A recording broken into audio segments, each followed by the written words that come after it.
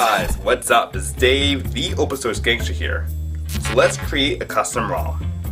Now, in order to do this, we're not going to be building from source. Rather, we're going to be taking the base ROM and customizing it to our liking. So don't worry, this involves no programming experience whatsoever. In order to do this, you will need the following. First, root an Android device with a custom recovery installed. Next, you need to have a base ROM for your device. Now, the easiest way to find a base ROM is to go to google.com and search your device name followed by stock rooted XDA deodex.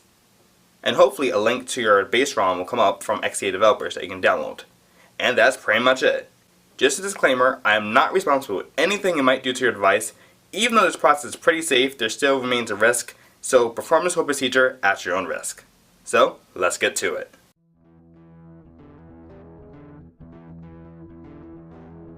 Alright, so the first thing you want to do is unzip the ROM. So we want to unzip our base ROM simply by extracting all and unzipping it.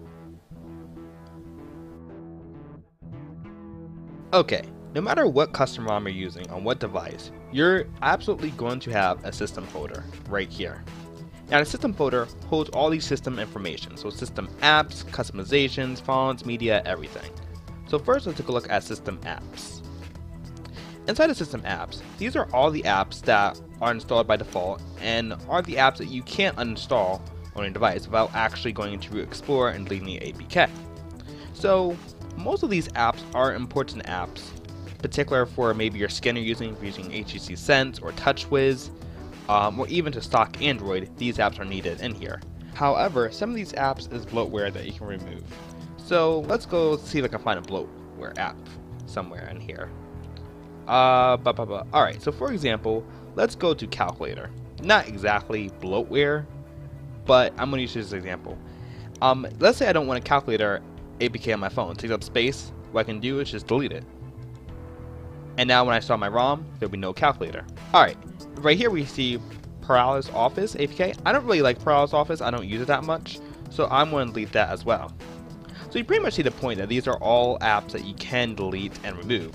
So going back into your system folder, we have other system folders been customized.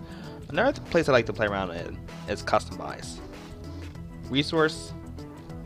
Now right here we have pretty much your default wallpapers that you have on your device. Of course, you're free to change these wallpapers and add different wallpapers you want. We also have your boot up and down animations.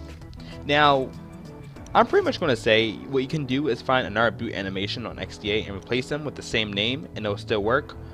Or you can use the boot animation application to change the boot animation.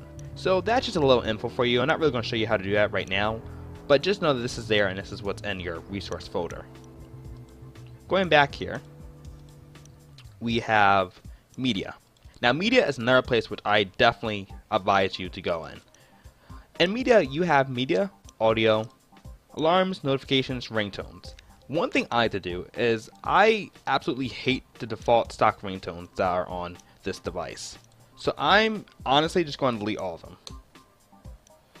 Like I said, I just hate all the ringtones and I can go back and add my own ringtones. So for example, I'm just going to go into my folder here and I have a bunch of ringtones that I like to use. And I'm going to copy all these and stick them right here. So I'm sticking all my custom ringtones that I already made and put them in the ringtones folder just so I don't have to listen to the annoying stock ones. Notifications, pretty much the same deal. I can delete all these notifications, or let's say I only want a few of them. I can delete that and maybe left with these 3 notifications. And alarms, you pretty much get the same thing. And UI, what's pretty neat about UI is the fact that if you want to change some of the sounds, for example, let's say the camera click sound you're not a big fan of, you can change it with the same name. As long as it has the same name and the same extension, you can change it with a different sound, maybe camera click sound or a low battery sound, to whoever suits your needs. So definitely if you're a modder with audio, this is a big place to play around in. Alright, now inside our system folder, we have something called build prop. So you would definitely need Notepad++ to open this. Now the build prop is a very powerful file. In one of my previous videos, I showed you some of the build prop hacks that you can add. And pretty much build prop, you can add, I wouldn't even say hacked, but you can add different mods, you can change different settings that apply to the device on first boot. And it also contains device information.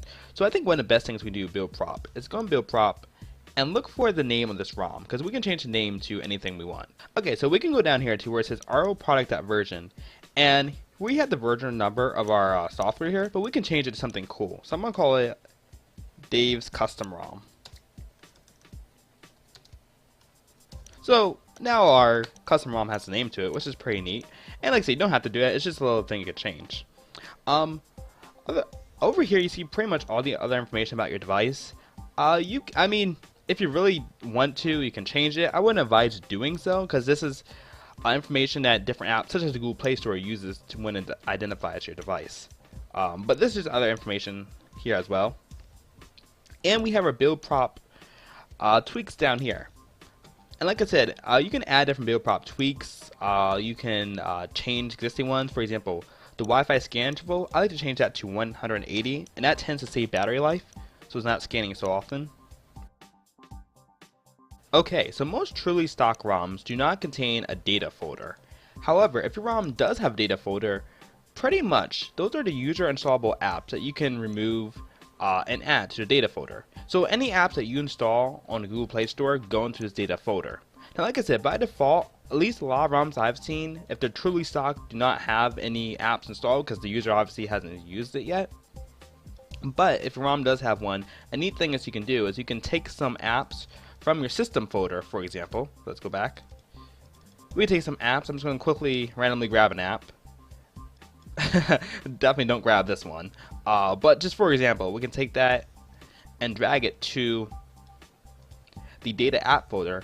Therefore, that when we install the ROM, this app will be removable and uninstallable to the user. Pretty neat. And like I say, if you don't have one, then don't worry about it. It's not really a big deal, but that's what it is. Alright, so when you're done customizing your ROM, the last thing you need to do is zip it back up. Now, this is why I recommend that you download 7-zip, because I think it's just the easiest way to go about doing this. Inside the root of a ROM folder, just select all the files, right click, go to 7-zip, add to archive. We can give it a name. I'm going to call it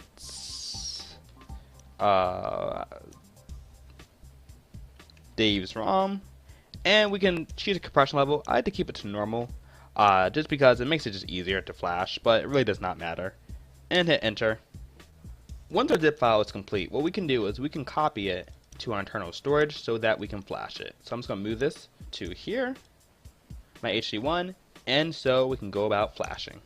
Alright, so in recovery, the first thing you always want to do whenever flashing a ROM, no matter if it's your own ROM or someone else's, is to make a backup. So make sure you go to your backup option, whether or not you're using Team1 Recovery Project or Clockwork Mod Recovery or an Armin RA Recovery, no matter what recovery you're using, just make sure you make a backup. That is always the prime thing to do. That way if anything ever goes wrong, you can just easily revert back without any issues. So I already made my backup. So after you make your backup, of course what you want to do is wipe everything. So wipe. Depending on what recovery you're using, your options are going to be different. So just don't worry about too much about the options, just have the same idea. So now let's install our ROM. So I'm going to install and Dave's ROM. There we go. And let's swipe to flash. And alright, it completed. So now let's reboot our system. And hopefully everything should be up and running as normal. Alright, and here we are on a fresh boot. And as you can see, everything's working. Alright, and if we go to settings, and we can go to sound. One thing I first want to show you is our ringtones. As you can see, here are all the ringtones which I copied over earlier. And then the stock ringtones, which is awesome. So our ringtones work just fine. Okay, and in our application system apps, we can see the apps are removed. For example, calculator. Ooh, move the calculator. It's no longer there. We just have the widget. I never moved the widget, so it's a useless widget right now. And also, the other apps that we move are no longer present as well. Alright, so congratulations. You have made your first custom Android ROM. Now, I know some of you are going to comment and say, whoa, Dave, all we did was change a few files and you're calling it custom ROM. What gives? And I mean, that's really the point of a custom ROM, having the ability to take a stock ROM and change it to your desire and just tinker it to your liking, and that's what makes it custom. So I think either way, this still counts as a custom ROM, and it's still a great way to tweak a ROM to your liking and just have fun with it. So like I said, definitely have fun, check it out, try the different ROM, different things, and just see what works with you, what you like. And hopefully in the future we can build a ROM from source and have fun with that. So thanks for